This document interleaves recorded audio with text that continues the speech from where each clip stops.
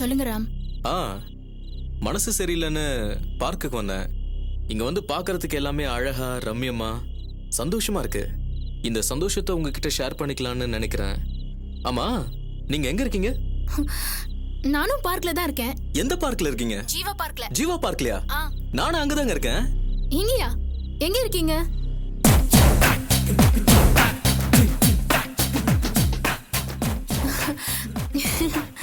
காவியா அங்கே இருங்க, இதோ வரேன்.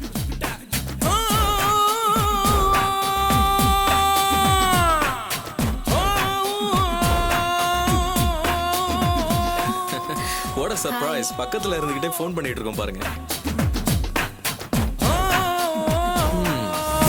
என்ன தனியா வந்திருக்கீங்க?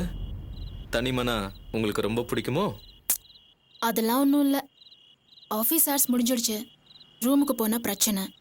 அதான் கொஞ்ச நேரம் பார்க்கில் உட்காந்துட்டு போகலாமேன்னு வந்தேன். பிரச்சனையா? என்னாச்சு? எதுக்கு ரூமுக்கு போக பிடிக்கல? சும்மாதான் பிடிக்கல.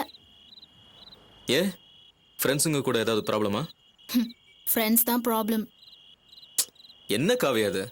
உங்க வீட்டில் ப்ராப்ளம் சொல்லி தானே ஃப்ரெண்ட்ஸுங்க கூட வந்து தங்கியிருக்கீங்க. இப்போ அவங்களே ப்ராப்ளம் சொன்னா எப்படி? எங்க வீட்டில் நான் தான் எல்லாரையும் எதிர்த்து பேசிட்டு இருப்பேன். இப்போ எல்லாமே உல்டாவா மாறிடுச்சு. நான் சரியா பேசுறது கூட அவங்க தப்புன்னு சொல்லி என்ன ரொம்ப கேவலப்படுத்துறாங்க. பாய் ஃப்ரெண்ட்ஸ் கூட பழகிறது தப்பு இல்லை. ஆனா மாடர்ன் லைஃப்ங்கிற பேர்ல அவங்க கூட டேட்டிங் போறது, கண்டதை ஷேர் பண்றதுன்னு லிமிட்டை தாண்டி பிஹேவ் பண்றாங்க. ஏன்டி இப்படி எல்லாம் இருக்கீங்கன்னு கேட்டதுக்கு என்னோட மிடில் கிளாஸ் மென்டாலிட்டிக்கு இதெல்லாம் தப்பா தான் தெரியும்னு என்ன ரொம்ப கிண்டல் பண்றாங்க ராம். இதெல்லாம் பார்க்கும்போது வீட்டை விட்டு வெளியே வந்தது தப்புன்னு தோணுது. காவியா, வாழ்க்கை எப்பவுமே மனுஷனுக்கு அக்கறை பச்சையா இருந்து ஆசை காட்டிக்கிட்டே தான் இருக்கும். காலம் முழுக்க ஒன்றை விட இன்னொன்னு பெட்டர்மெண்டா இருந்துகிட்டே தான் இருக்கும். நான் சொல்றேன்னு தப்பா நினைச்சுக்காதீங்க. நேத்து வீட்டில் இருக்கவங்களாம் தப்பா தெரிஞ்சாங்க. இன்னைக்கு ஃப்ரெண்ட்ஸுங்களாம் தப்பா தெரியுறாங்க. திரும்பவும் வீட்டில் இருக்கிறவங்களாம் நல்லவங்கன்னு இப்போ தோணுதில்ல. இப்போ நீங்க அங்க போனாலும் நிச்சயமா அங்கேயே உங்களால சந்தோஷமா இருக்க முடியாது. ஏன்னா ப்ராப்ளம் அவங்க கிட்ட கிடையாது, உங்க கிட்ட தான். ஏன் கிட்டயா? எஸ். நம்ம வசதிக்கு எல்லாருமே மாறணும்னு எதிர்பார்த்தோம்னா அது நிச்சயமா நடக்காது காவியா. நாம தான் சில நேரங்கள்ல மத்தவங்க வசதிக்காக மாறிக்கணும். காவியா, அப்படி முடியலனாலும் பரவாயில்ல, அட்லீஸ்ட் அட்ஜஸ்ட் பண்ணியாவது போகணும். ஒவ்வொருத்தருடைய மனசுலயும் விதவிதமான எண்ணங்கள், ஆசைகள் இருக்கும். அதுக்கெல்லாம் நம்ம தடை போட்டுட்டு இருக்க முடியாது. போன ஜெனரேஷன்ல தப்புன்னு பட்டது இப்ப சரின்னு படலாம். அடுத்த ஜெனரேஷன்ல இன்னும் என்ன வேணா நடக்கலாம். அதுல ஆச்சரியப்படுறதுக்கு இல்ல. உங்க ஃப்ரெண்ட்ஸுடைய ஆக்டிவிட்டிஸ் உங்களுக்கு பிடிக்கலனா நீங்க தான் அட்ஜஸ்ட் பண்ணி போகணும் காவியா. சாரி, ரொம்ப உரிமை எடுத்துக்கிட்டு அட்வைஸ் பண்ணிட்டனோ? சீச்சி, நீங்க அட்வைஸ் பண்ணதுல ஒரு தப்பும் இல்லை. ஆனா நான் அட்ஜஸ்ட் பண்ணி போறதுக்கு ஒரு லிமிட் இருக்கு இல்லையா? அவங்க அவங்களோட லிமிட்டை தாண்டி பிஹேவ் பண்றாங்க. இப்போ ரூமுக்கு போனா தேவையில்லாம சண்டை வரும். அதான் இங்கேயே உட்காந்துட்டு இருக்கேன். புரியுது. ஒவ்வொருத்தருடைய ஆசைகளும் வேற வேறன்னு சொன்ன மாதிரி பிரச்சனைகளும் வேற வேற தான். ஆமா, நீங்க இன்னும் வீட்டுக்கு போலியா? ஏதோ மன கஷ்டம்னு சொன்னீங்களே, என்னாச்சு?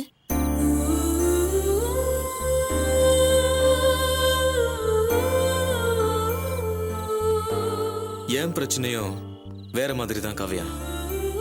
ஆபீஸ்ல இருந்து வரும்போது வழியில என் ஃப்ரெண்டை பார்த்தேன். பார்த்து ரொம்ப நாள் ஆச்சேன்னு காஃபி சாப்பிட்டே பேசிக்கிட்டு இருந்தோம். டைம் போனதே தெரியல. ஒரு 1/2 hour லேட் ஆயிடுச்சு. அதுக்கு என் பொண்டாட்டி, இவ்வளோ நேரம் எவ கூட கூத்தடிச்சிட்டு வரீங்க? நான் படுத்த படுக்கை ஆயிட்டேங்கிறதுக்காக படுக்கிறதுக்கு ஆள் தேடுறீங்களா? அப்படி இப்படின்னு கண்ணா பின்னான்னு திட்ட ஆரம்பிச்சிட்டான். நான் எவ்வளோ எடுத்து சொல்லியும் என்ன நம்பலங்க. என்னால அவன் மனநிலைய நல்லா புரிஞ்சுக்க முடியுது. நம்மளால புருஷனுக்கு ஒரு நல்ல பொண்டாட்டிய நடந்துக்க முடியலங்கிற கில்ட்டி கான்ஷியஸ் தான் அவளுக்குள்ள காம்ப்ளெக்ஸை கிரியேட் பண்ணி அது சந்தேகமா மாறி சண்டைக்கு தூண்டுது. இப்போ அவளுடைய காம்ப்ளெக்ஸை நான் எப்படி சரி பண்ண போறேங்கிறது தான் எனக்கு தெரியல. வீடுங்கிறது மனுஷனுக்கு சுதந்திரமான சந்தோஷமான இடம்னு பாலகுமாரன் சொல்லுவாரு. எனக்கு வீடுங்கிறது ஒட்டுமொத்த நரகமாயிடுச்சு. வீட்டில் இருக்கிற ஒவ்வொரு நிமிஷமும் சந்தேகத்தால கொத்தி எடுக்கிற பொண்டாட்டியை வச்சுக்கிட்டு ஒரு மனுஷனால எப்படி காவியா நிம்மதியா இருக்க முடியும்?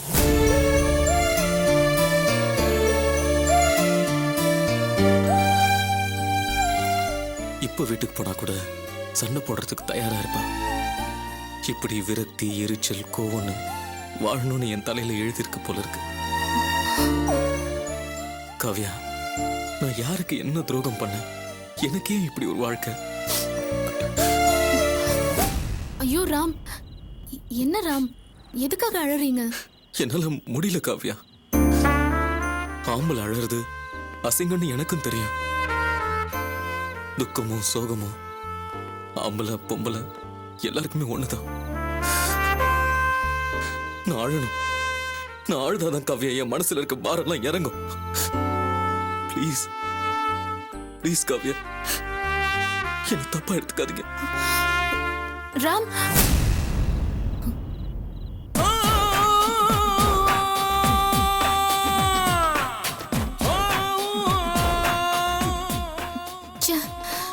உங்களை பார்த்தா எனக்கு ரொம்ப கஷ்டமா இருக்கு ராம்.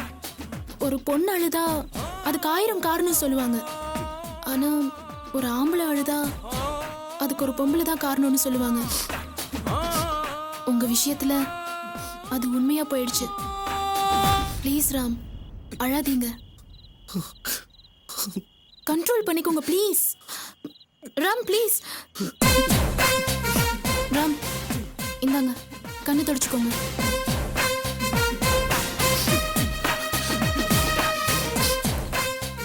என் கண்ணீருக்கு காரணம் ஒரு பொம்பளையா இருந்தாலும் அதை துடைக்கவும் ஆறுதல் சொல்லவும் ஒரு பொண்ணு நீங்க இருக்கீங்கன்னு நினைக்கும் போது நான் உண்மையிலேயே ரொம்ப லக்கி தான் காவியா.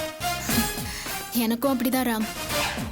எந்த ஃப்ரெண்ட்ஸ் எனக்கு ஆறுதலா இருப்பாங்கன்னு நம்பி வந்தேனோ அவங்களாலேயே என்னோட ஃப்ரெண்ட்ஷிப்பை புரிஞ்சுக்க முடியல. நீங்க தான் எனக்கு ஒரு நல்ல ஃப்ரெண்டா இருந்து எனக்கு ரொம்ப ஆறுதலா இருக்கீங்க ராம். உங்க விஷயத்துலயும் நான் ரொம்ப லக்கி. போலாமா? போலாமே.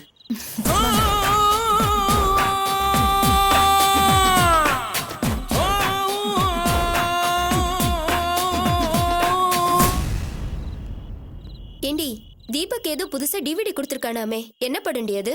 ஏய், சும்மா கலாய்க்காத. அது என்ன படம் நிஜமாவே தெரியாது உனக்கு? ஓ, புரியுது புரியுது.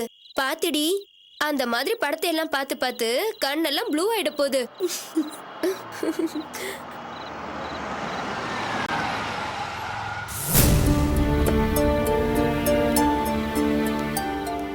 ஓகே ராம், ரொம்ப தேங்க்ஸ். ட்ராப் பண்ணதுக்கா? இல்ல, என் ப்ராப்ளத்தை எல்லாம் முழுசா கேட்டு எனக்கு ஆறுதல் சொன்னதுக்காக. இல்ல காவியா, ஆக்சுவலா இன்னைக்கு உங்க கூட பேசுனதுல என்னோட மனபாரம் குறைஞ்சு ரிலாக்ஸ் ஆன மாதிரி இருக்கு. சோ நான் தான் உங்களுக்கு தேங்க்ஸ் சொல்லணும். வரட்டுமா?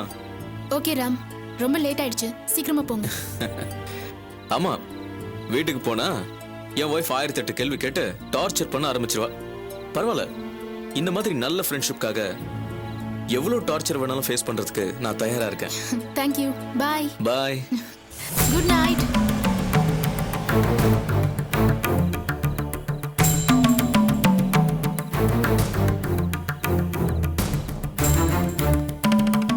ஏய், நில்லுடி.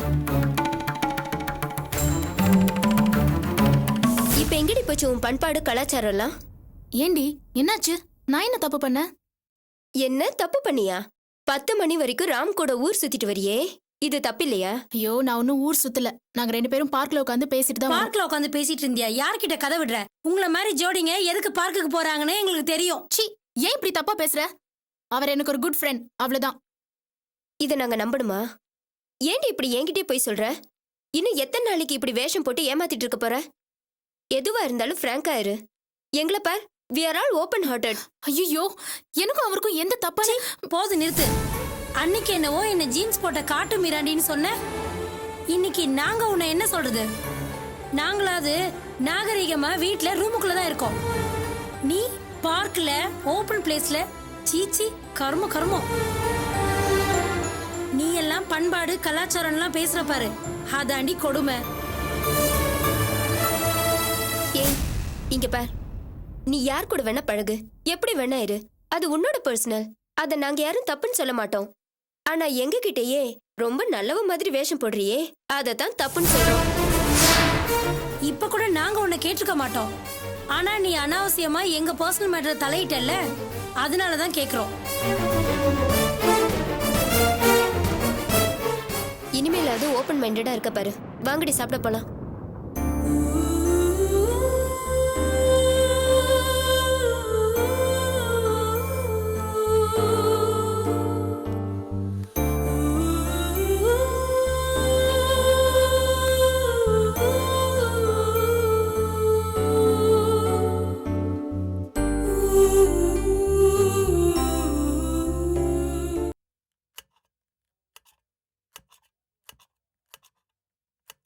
அனி போத நீ நறுக்குனது, நான் நறுக்குறேன். எந்திரிங்க.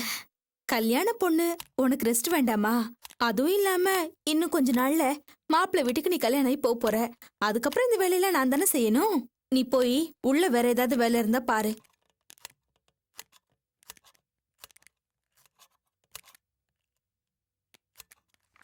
ஜெயந்தி, கொஞ்சம் எந்திரிச்சு வா. இந்த கல்யாண பத்திரிகையில பேர் அட்ரஸ் எல்லாம் எழுதிடலாம்.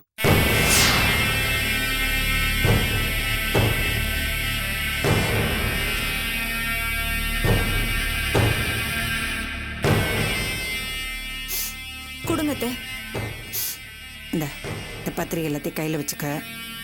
நான் ஒவ்வொரு அட்ரஸும் பேரும் சொல்கிறேன், எழுதிட்டே வா. கணேசன், நம்பர் 3, சன்னதி தெரு, கும்பகோணம். இவங்கெல்லாம் நமக்கு ரொம்ப முக்கியமானவங்க. மறந்து விட்டுட்டோன்னா கோச்சுக்குவாங்க. எழுதிட்டியா? பின்கோடத்தை பின்கோடு எதுவும் இல்லையே. அப்போ சரியான அட்ரஸ்க்கு போய் சேராதே. அப்போ ஒன்று பண்ணலாம், உங்கள் மாமா வரட்டும், அவர்கிட்ட கேட்டு எழுதிப்போம். சரிங்கத்த. அந்த நோட்ல இருக்கிற எல்லா அட்ரஸையும் எழுதணுமா? ஆமாம், இதில் இருக்கிறது எல்லாமே வெளியூர் அட்ரஸ் தான். இது எல்லாமே எழுதணுமே. சரி கொடுங்க, நான் பார்த்து சீக்கிரமா எழுதிடுறேன். சரி இந்தா.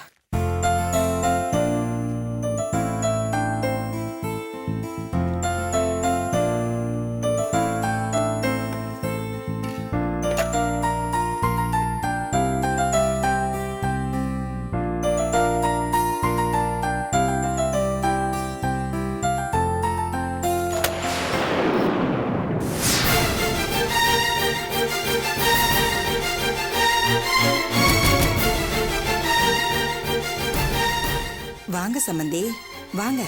வாங்க போங்கன்ற மரியாதை பேச்சுல இருந்தா மட்டும் பத்தாது, செய்கையிலயும் இருக்கணும். நீங்க ஏன் இவ்வளவு கோவமா வந்திருக்கீங்கன்னு தெரியலையே. நீங்க செஞ்ச காரியத்துக்கு கோவப்படாம சந்தோஷத்துல பூரிச்சு போயிருப்பாங்களாக்கும். நீங்க என்ன சொல்றீங்கன்னு புரியல சம்பந்தி. சம்பந்தியா? சம்பந்தி இந்த கல்யாணம் நடந்தாதானே நாம சம்பந்தி. ஐயோ, ஒரு பேச்சு கூட அப்படி எல்லாம் சொல்லிடாதீங்க சம்பந்தி. ஒரு பேச்சுக்கு சொல்லலமா, உண்மையாதான் சொல்றேன். இந்த கல்யாணம் இனிமே நடக்காது.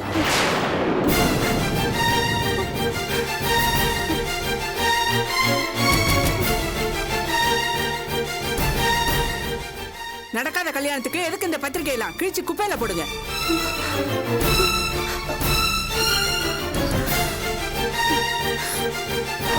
என்ன சம்பந்தி இது? திடீர்னு தலையில கல்லு தூக்கி போடுறீங்க. கல்யாண வேலையெல்லாம் முடிஞ்சு பத்திரிகை அடிச்சு உள்ளூர்ல இருக்கிற சொந்தக்காரங்களுக்கெல்லாம் பத்திரிகை கொடுத்து முடிச்சாச்சு. இப்ப வெளியூர்ல இருக்க சொந்தக்காரங்களுக்கெல்லாம் பத்திரிகை கொடுக்க என் வீட்டுக்கார் போயிருக்காரு. இந்த நேரத்துல போய் கல்யாணம் வேண்டாம் அது இதுன்னு சொன்ன, எதுக்காக இந்த கல்யாணம் வேண்டாங்கிறீங்க? நாங்க அப்படி என்ன தப்பு பண்ணோம்? பண்றதெல்லாம் பண்ணிட்டு ஒண்ணும் தெரியாத மாதிரியா கேக்குறீங்க? உங்க மனசுல எங்களை பத்தி என்னதான் நினைச்சிட்டு இருக்கீங்க? நாங்க என்ன பொய் சொல்லி பித்தலாட்டம் பண்ணி உங்க பொண்ணை கட்டிட்டு போலான்னு வந்திருக்கோமா? எங்களை பார்த்தா உங்களுக்கு மோசடி கும்பல் மாதிரியா தெரியுது? ஐயோ, நாங்க அப்படியெல்லாம் ஒண்ணும் சொல்லலையே. நீங்க என்னென்ன முதல்ல சொல்றீங்களே. உங்க மனசுல அப்படி ஒரு எண்ணம் இல்லாமையா அவன் உண்மையிலேயே இன்ஜினியர் தானா, சொன்ன கம்பெனில தான் வேலை பாக்குறானான்னு போய் விசாரிச்சீங்க?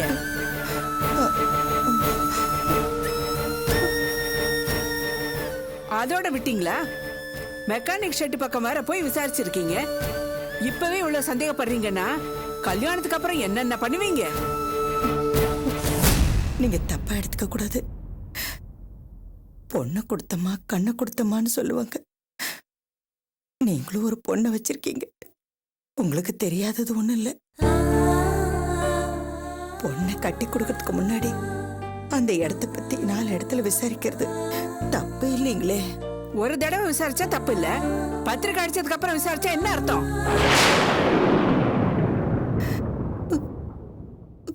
நம்பிக்கை வேணுமா? மனுஷனுக்கு மனுஷன் நம்பிக்கை வேணும். நம்பிக்கை இல்லாம செய்யற எந்த காரியமும் சரியாகாது. உங்க பொண்ணை இது வரைக்கும் எத்தனையோ மாப்பிள்ளைங்க வந்து பார்த்துட்டு போய் வேணான்னு சொல்லிட்டாங்கன்னு கேள்விப்பட்டோம். 2-3 தடவை நிச்சயதார்த்தம் வரைக்கும் போய் நின்னு போச்சுன்னு கேள்விப்பட்டோம். நாங்க ஏன் நின்னு போச்சுன்னு விசாரிச்சோமா? ஏன் இவ்வளவு நாளா கல்யாணம் ஆகாம வீட்லயே உட்காந்துருக்கான்னு தெரியும். அதை பத்தி நாங்க சந்தேகப்பட்டோமா?